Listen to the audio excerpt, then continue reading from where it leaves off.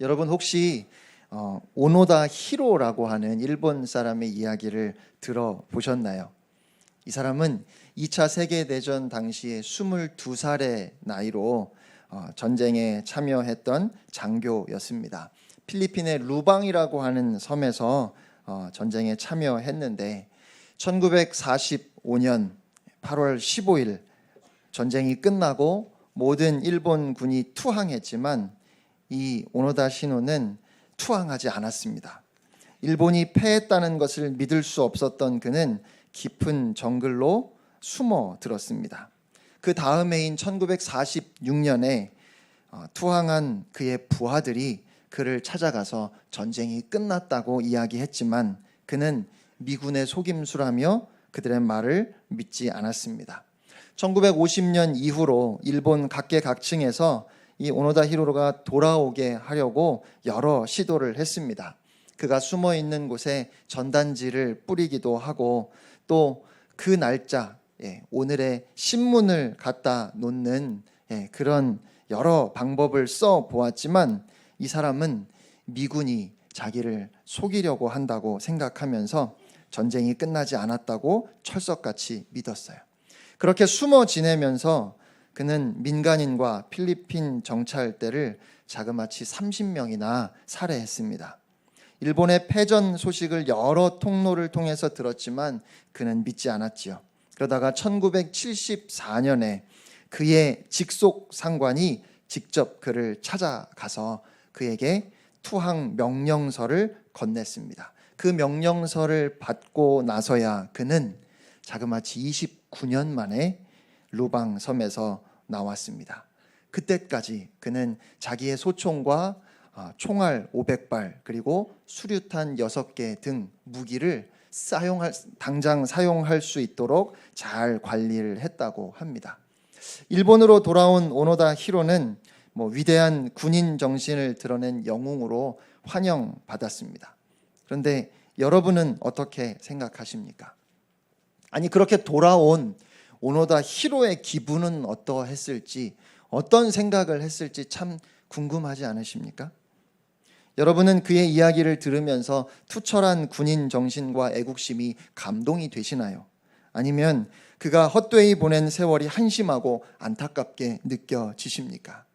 그는 자그마치 30여 년의 시간을 혼자 정글에서 아주 치열하게 일본은 망하지 않았다. 나는 이 속임수를 이겨내야 한다. 이렇게 되뇌이면서 살았지 않았을까 싶어요.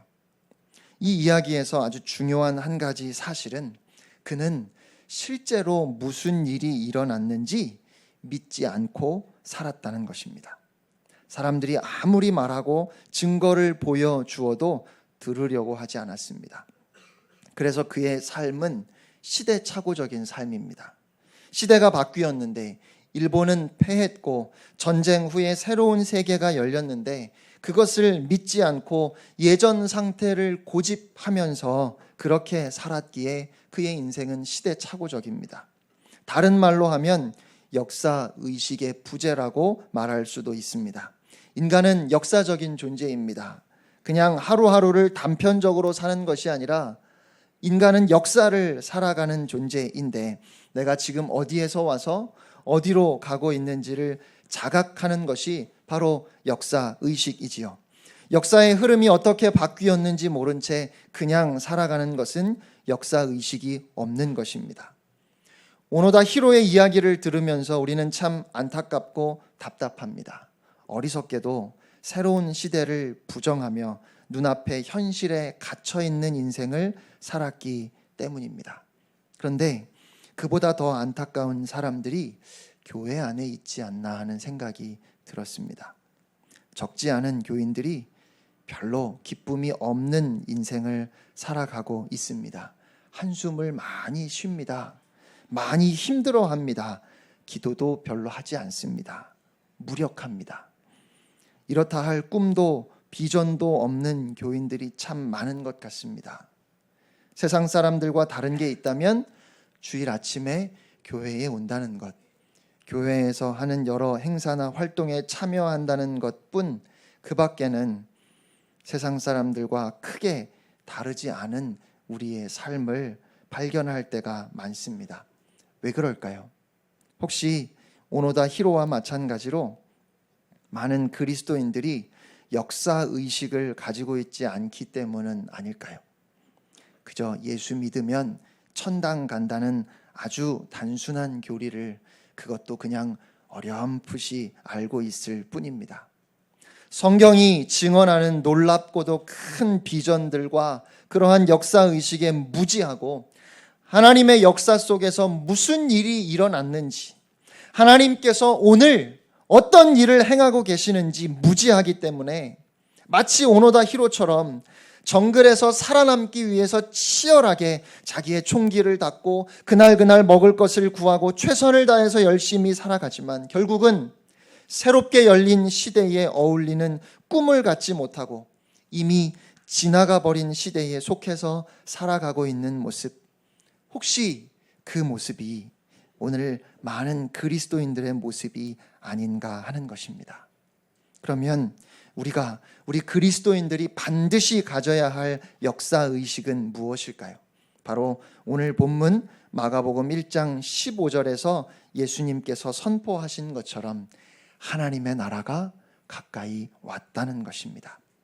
저희는 오늘 본문 15절 한 절만 읽었는데 사실은 새로운 단락이 14절부터 시작됩니다. 우리 14절 말씀을 다 같이 한음성으로 읽겠습니다. 시작. 요한이 잡힌 후 아멘. 하나님의 복음을 전파하여.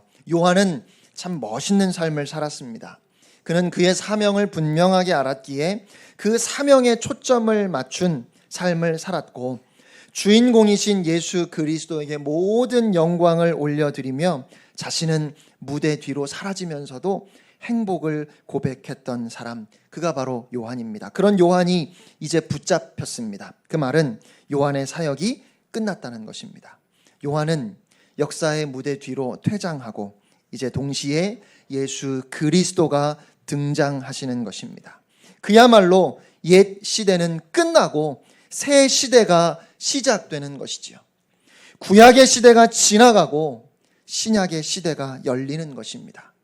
그렇게 예수님께서 갈릴리에 오셔서 하나님의 복음을 선포하셨습니다.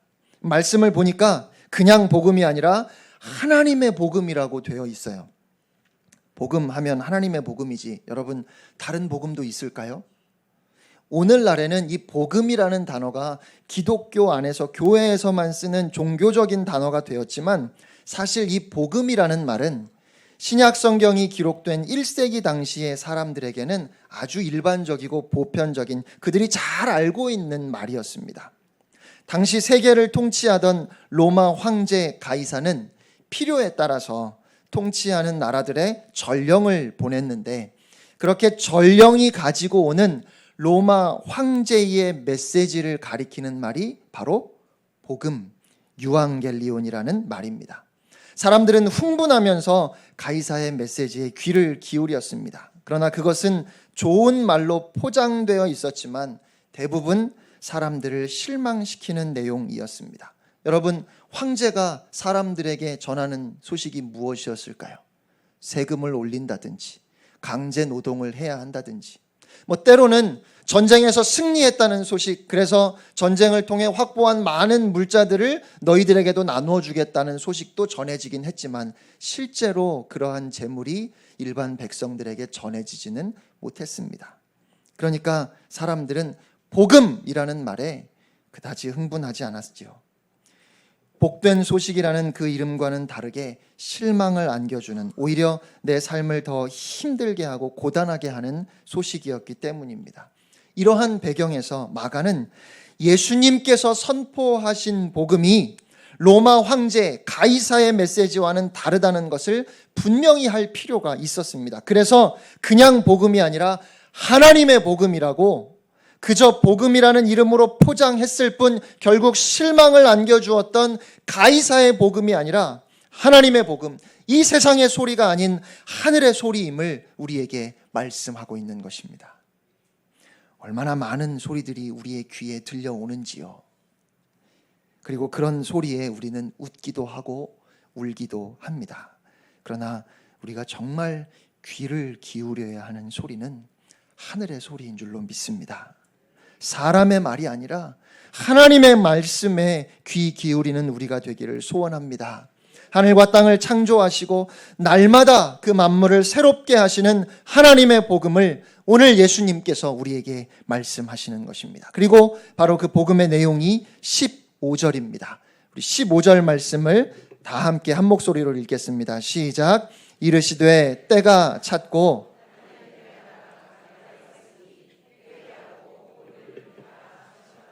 아멘. 지난주에는 이 말씀 가운데 때가 찼고라는 말씀에 대해서 자세히 살펴보았습니다. 때가 찼다는 말씀은 그냥 시간이 흘렀다는 의미가 아니라 태초부터 하나님께서 계획하시고 온 인류 구원의 역사를 이루시는 그 때가, 그 결정적인 하나님의 때가 되었음을 예수님께서 말씀하신 것이라고 그렇게 설명을 드렸죠. 그리고 예수님께서 이어서 말씀하시기를 하나님의 나라가 가까이 왔다고 선포하셨습니다. 하나님의 나라가 가까이 왔다. 그런데 같은 말씀을 마태는 회개하라 천국이 가까이 왔다 이렇게 기록을 했지요. 그리고 우리는 하나님의 나라라는 단어보다는 천국이라는 단어에 더 익숙합니다. 그런데 한편으로 우리가 하나님의 나라에 대해서 잘 알지 못하고 오해하는 이유가 이 천국이라는 말 때문이 아닌가 싶어요. 차라리 원문 그대로 하늘의 나라라고 번역했더라면 하나님의 나라와 유사한 개념으로 생각했을 텐데 천국이라고 한자로 번역을 하면서 천당과 유사하게 어떤 장소적인 개념으로 이해가 되었습니다. 그런데 마태복음은 유대인들을 향하여 쓴 복음이지요. 유대인들은 감히 하나님이라는 말을 입에 올리기 부담스러워하기 때문에 하나님의 나라 대신에 좀 완곡하게 하늘의 나라라고 그렇게 표현한 것입니다. 반면에 로마인들과 이방인들을 위한 마가복음, 누가복음에는 예수님께서 말씀하신 그대로 하나님의 나라라고 그렇게 기록이 되어 있지요. 그래서 하나님의 나라와 천국은 그 주된 독자에 따라서 달리 표현했을 뿐 동일한 말씀입니다. 그리고 중요한 것은 하나님의 나라는 어떤 공간적인 개념, 어떤 특정한 장소를 의미하기보다는 성경에서 하나님의 나라는 하나님의 통치를 의미합니다. 하나님의 다스리심을 의미한다는 것이죠.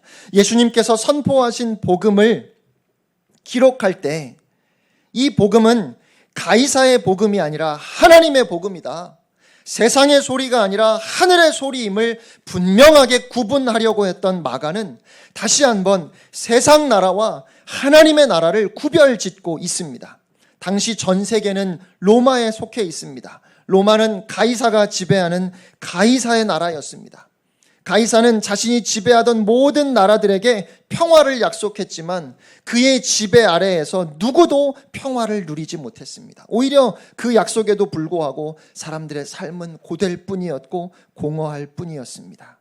그런데 오늘 예수님께서 하나님의 복음을 선포하십니다. 그리고 그 복음의 내용은 가이사가 통치하는 가이사의 나라가 아니라 하나님께서 다스리시는 하나님의 나라가 가까이 왔다는 것이었습니다. 예수님께서 하나님의 나라를 이 땅 가운데 친히 가져오셨습니다. 예수 그리스도가 통치하는 그곳이 바로 하나님의 나라입니다.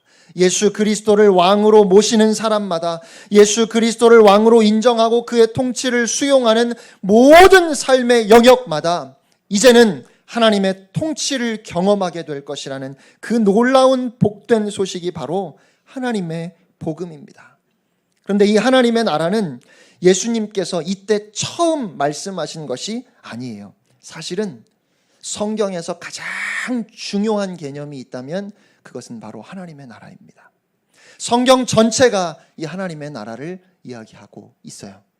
그래서 제가 이번 주에 설교 준비가 참 힘들었습니다.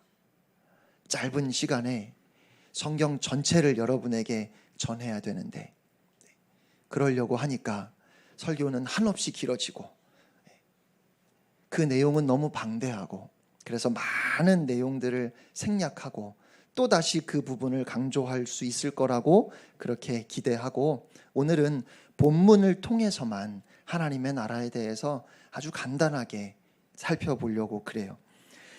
물론 구약 성경에 하나님의 나라라고 직접적으로 표현되어 있지는 않습니다. 그러나 구약 성경 처음부터 끝까지 하나님께서 다스리시고 하나님이 왕이시다 하는 이 주제가 계속 강조되고 있지요. 선지자들이 무엇을 전했습니까? 외세가 너희를 다스리는 것처럼 보이지만 이 땅을 다스리시는 분은 하나님이시다. 그러니까 너희가 하나님께 돌아오지 않으면 이 문제를 해결할 수 없다. 그것이 모든 선지자들이 공통적으로 외쳤던 하나님의 말씀 아닙니까? 이방인들 뿐만 아니라 이스라엘 민족조차도 여호와 하나님을 자기 민족의 신으로 이스라엘만 다스리시는 분으로 생각했는데, 그것이 아니고 성경은 끊임없이 하나님께서 온 우주 만물을 창조하셨고 열방의 주, 온 세상의 왕이라고 그렇게 선포하고 있다는 것입니다. 이런 구약의 말씀을 잘 이해하지 않으면 오늘 그리스도인들은 기독교의 가르침을 매우 내면적인 것, 그저 내 심령에서 일어나는 것, 내 영혼에게 만족을 주는 것 정도로 그렇게 이해할 수밖에 없고, 기독교는 개인주의적인 신앙이 되고 말았습니다. 구약의 위대하신 하나님, 역사를 주관하시고 이스라엘뿐만 아니라 모든 나라 모든 민족을 통치하시는 왕이시고, 그저 종교적인 영역뿐만 아니라 일상의 모든 삶의 영역의 주인 되신 하나님이 예수 그리스도를 통하여 이 땅 가운데 나타나셨습니다. 그런데 구약의 하나님을 모르면 예수 그리스도는 그저 내 죄를 사하시고 나를 구원받게 하시는 분 정도가 되고 마는 것이지요. 물론 우리의 죄를 사하시고 우리를 구원하시는 구원자 되신 예수 그리스도는 정말 놀라운 은혜요 복음이지만, 그리스도가 세상을 통치하시는 하나님이라는 사실을 잊어버리면 기독교는 철저하게 교회라는 건물과 개인의 영혼에 갇혀버리게 된다는 것입니다. 여러분은 혹시 교회 다니는 것이 주일에 예수님 면회하러 가는 것처럼 느껴지지는 않으십니까? 평상시에는 예수님과 전혀 상관없이 살다가 주일날 되면 성전에 계시는 예수님께 찾아와서 오랜만에 인사도 드리고, 예배를 마치고 돌아갈 때는 안녕히 계세요, 다음 주에 또 뵈러 오겠습니다 하고 떠나는 건 아닌가요? 월요일부터 토요일까지 여러분의 일상의 삶은 어떠하십니까? 많은 사람들이 하나님과 별 관계가 없습니다. 아니, 그래도 괜찮은 것처럼 보입니다. 어차피 우리는 세상에 속해서 세상의 유혹을 받을 수밖에 없고, 마음은 원이로되 육신이 약해서 죄를 지을 수밖에 없으니 일주일에 한 번 교회에 와서 회개하고 깨끗해져서 다시 월요일부터 죄 지을 준비를 하고 돌아가면 되는 것이지요. 이것을 가리켜서 찜질방 영성이라고 말합니다. 일주일에 한두 번 가서 말끔히 씻고 나오면 참 개운합니다. 그리고 다시 때 묻는 일상을 살다가 좀 더러워졌다 싶으면 또 찜질방 가야지요. 기독교의 영성이 그렇게 되어버렸습니다. 일주일 내내 세속의 때가 묻었으니 주일날 교회 가서 한번 씻어내고 개운한 마음으로 그 다음 날부터 다시 때 묻히며 살기 시작합니다. 오늘 이러한 모습은 교회가, 목회자들이 그리스도인으로서 세상에서 어떻게 살아야 할 것인가가 아니라 그저 교회 안에서 어떻게 해야 하는가만 가르쳤기 때문에 생겨났을 겁니다. 학교와 직장, 가정에서 어떻게 하나님의 다스림을 받으며 살 것인가를 고민하는 일이 사라져버렸습니다. 하나님 나라의 사상을 잃어버리면 기독교는 절름발이 정도가 아니라 반신불수가 되어버립니다. 그냥 머리만 살아남고 몸은 움직이지 못하는 모습, 이것이 하나님의 나라를 잃어버린 한국 기독교의 문제이고 오늘 우리의 문제가 아닌가 싶습니다. 그리스도인이라면 구약이 얘기하고 있고 또 예수님께서 끊임없이 강조하여 말씀하셨던 이 하나님의 나라 사상을 놓쳐서는 안 됩니다.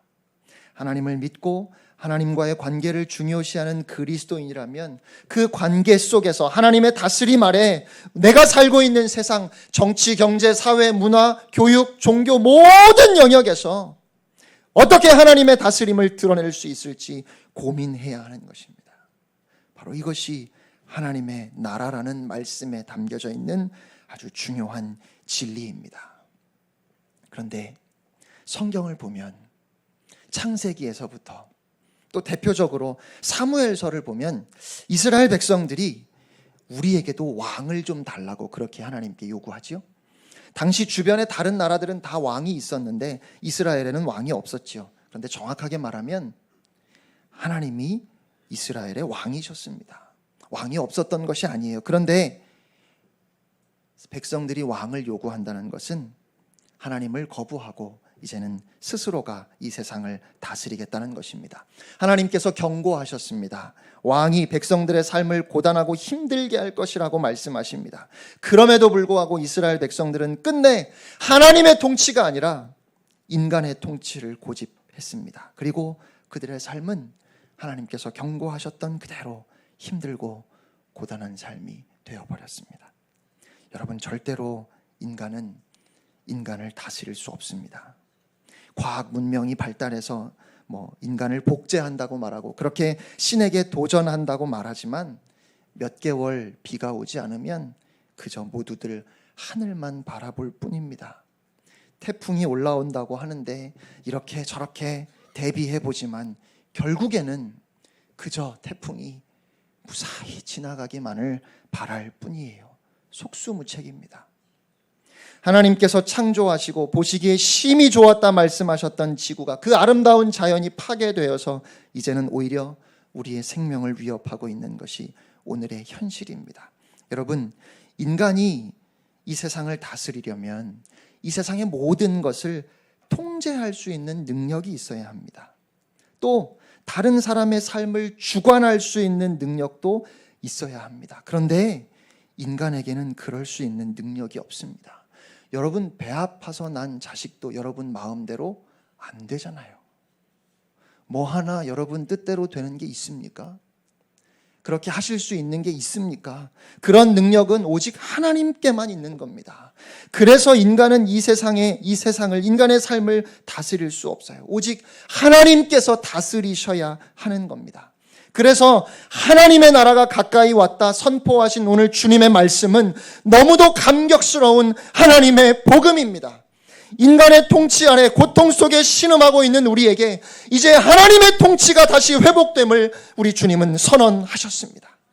하나님의 나라를 선포하시는 예수님께서 가시는 곳마다 치유와 회복이 일어났습니다. 마태복음 1장만 보아도, 마가복음 1장만 보아도 15절에 예수님께서 이 복음을 선언하시고 나서 곧이어 귀신 들린 자에게서 귀신을 내쫓아 주셨고, 열병이 든 시몬의 장모를 고쳐주셨고, 또 그 소식을 듣고 동네 사람들이 다 예수님께 몰려올 때 우리 주님은 아픈 사람들을 고쳐주셨습니다. 예수님이 왜 그렇게 하셨을까요?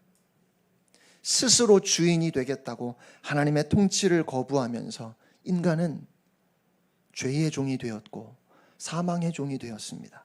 공중권세 잡은 자 사탄의 지배를 받게 되었고, 그렇게 인간은 수많은 질병과 고통에 노출되고 정치적인 억압과 사회적인 억압과 정신적인 영적인 억압에 시달리게 됩니다. 그런데 예수 그리스도로 말미암아 이제 하나님께서 다스리시는 하나님의 나라가 이 땅에 임하게 된 것입니다. 주 예수 그리스도가 이 땅에 오심으로 하나님의 나라가 임하였고, 자연히 하나님의 나라 앞에서 사탄의 세력 앞에 묶여있던 질병과 고통, 귀신 들림은 쫓겨나게 되는 것입니다. 빛이 오면 어둠이 사라지듯이 하나님의 나라가 이 땅 가운데 임하였을 때 어둠의 나라, 인간의 나라는 그냥 밀려나가는 것이죠. 예수님께서 가시는 곳마다 치유와 회복의 역사가 일어난 것은 바로 그 때문입니다. 예수님께서는 이 하나님의 복음을 선포하셨고, 그리고 어둠의 세력이 쫓겨가고 사람들이 회복되고 치유됨을 통해서 그 하나님의 복음을 증명해 보여주신 것입니다. 그런데 한 가지, 예수님께서는 이 복음을 확실하게 보여주시려고, 그렇게 증명하시려고 예수 그리스도가 있는 그곳에 놀라운 회복과 치유가 있는 것을 보여주셨지만, 그 회복과 치유는 완전한 것은 아닙니다. 완전한 회복과 치유는 우리 주님이 다시 오실 때 이 땅 가운데서 이루어질 것입니다. 그때까지는 여전히 이 세상과 하나님 나라 사이에서 그 긴장된 삶을 우리가 살아가야 합니다. 그것은 모든 인류를 구원하시고자 하시는 하나님의 크신 뜻이지요. 이렇게 간단하게 설명할 수 있는 것은 아니지만 중요한 것은 오늘 우리의 삶 가운데 우리가 바라는 치유나 기적이 얼마든지 일어날 수 있습니다. 주님은 그렇게 여러분을 회복시키실 것입니다. 그런데 여러분, 우리 주님이 회복시키시기를 원하시는 그 은혜, 그 축복은 여러분이 육신에 앓고 있는 그 병을 치료하는 것 정도가 아닙니다. 우리는 거기에 너무 목숨을 거는데 우리 하나님이 원하시고 우리 주님께서 우리에게 허락하시는 축복은 그 정도가 아니라는 겁니다.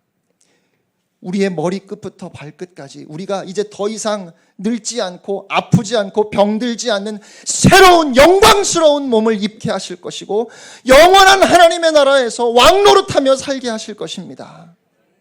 그것이 하나님의 나라입니다. 그런데 그 나라가 아직은 이미 예수 그리스도를 통하여 임하였지만, 그래서 주님의 다스리심을 믿고 의지하는 하나님의 백성들을 통하여 그 나라가 이 땅 가운데 보여지지만, 그러나 완성되지는 않았습니다. 완전히 실현되지는 않았습니다. 우리 주님이 다시 오시는 그날 그것이 온전히 실현될 것입니다.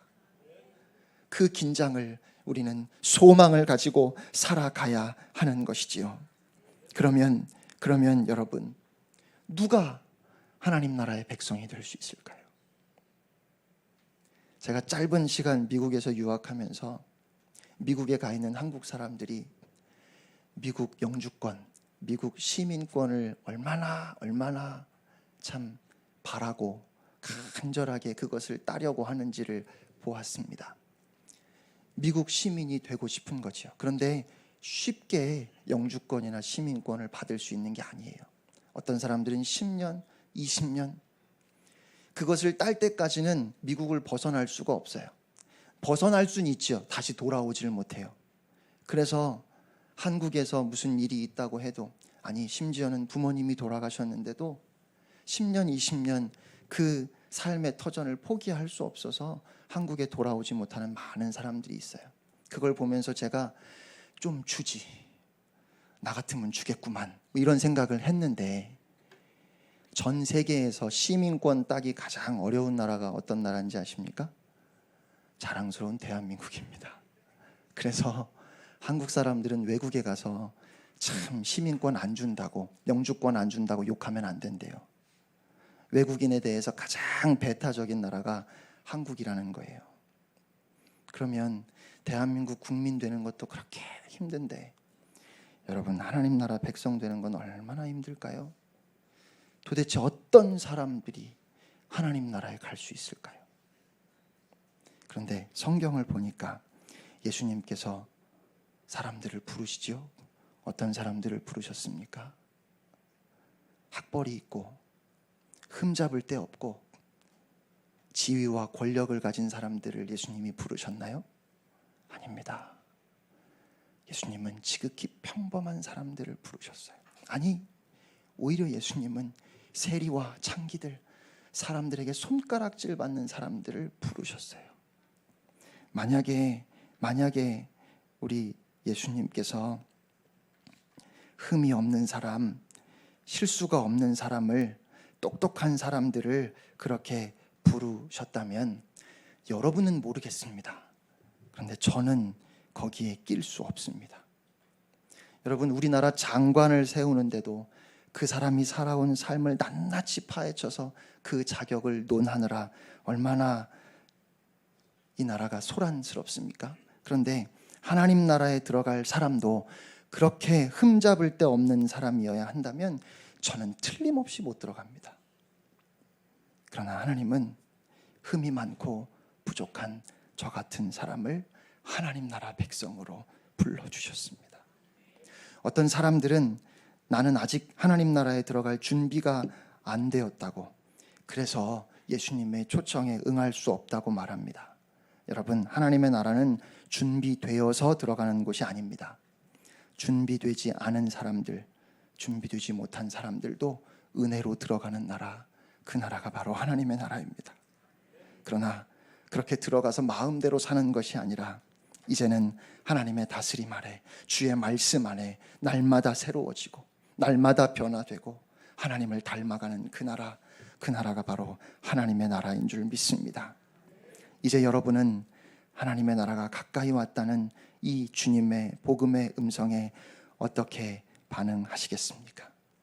예수님은 그렇게 하나님의 복음을 선포하셨을 뿐만 아니라 십자가에서 우리를 대신하여 죽으셨고 또 부활하심으로 우리의 모든 문제, 죄의 문제뿐만 아니라 죽음의 문제까지도 해결하셨습니다.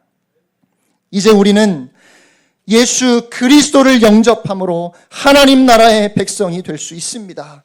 본질상 진노의 자녀였던 우리가 하나님의 자녀가 되고 공중권세 잡은 자 마귀의 지배 아래서 고통당하고 신음하던 우리가 이제 사랑과 은혜와 긍휼이 풍성하신 하나님의 통치 아래 거룩한 하나님의 백성으로 우리의 신분이 바뀌게 된 것입니다. 여러분, 하나님의 나라는 하나님이 다스리신다고 하니까 겁나십니까? 부담되시나요? 두려우십니까? 하나님께서 다스리신다는 이 말씀의 진정한 의미는 이제 하나님이 책임지신다는 겁니다. 하나님이 지키신다는 것이고 하나님이 보호하신다는 거예요.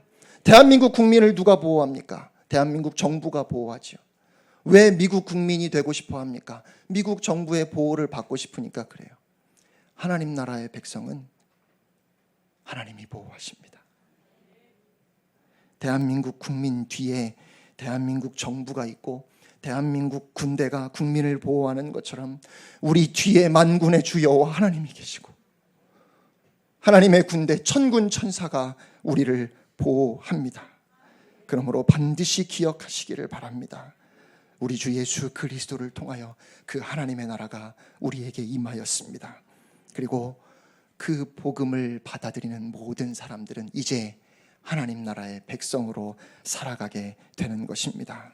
사랑하는 성도 여러분, 이 복음을 기억하시기를 바랍니다. 이 복음으로 인하여 담대하시기를 축복합니다. 의로우신 하나님이 다스리시면 거기에 진정한 의가 있습니다. 평화의 왕이신 하나님이 다스리시는 그 하나님의 나라에만 진정한 평화가 있습니다. 하나님이 통치하시는 나라, 그 나라가 바로 하나님의 나라입니다. 여러분, 우리는 하나님의 통치 아래 있을 때에 비로소 평안을 얻을 수 있고 행복을 누릴 수 있습니다. 우리의 삶에 하나님의 주권을 인정할 때 비로소 참된 안식과 행복을 얻게 되는 것입니다. 오늘 예수님께서 선포하신 이 놀라운 축복의 복음, 하나님의 나라가 임하였다고 하는 이 복음을 기억하고 우리의 삶의 자리에서 하나님의 통치를 날마다 인정하며 하나님의 인도와 하나님의 보호하심을 누리며 살아가는 여러분 모두가 되시기를 주님의 이름으로 축원합니다.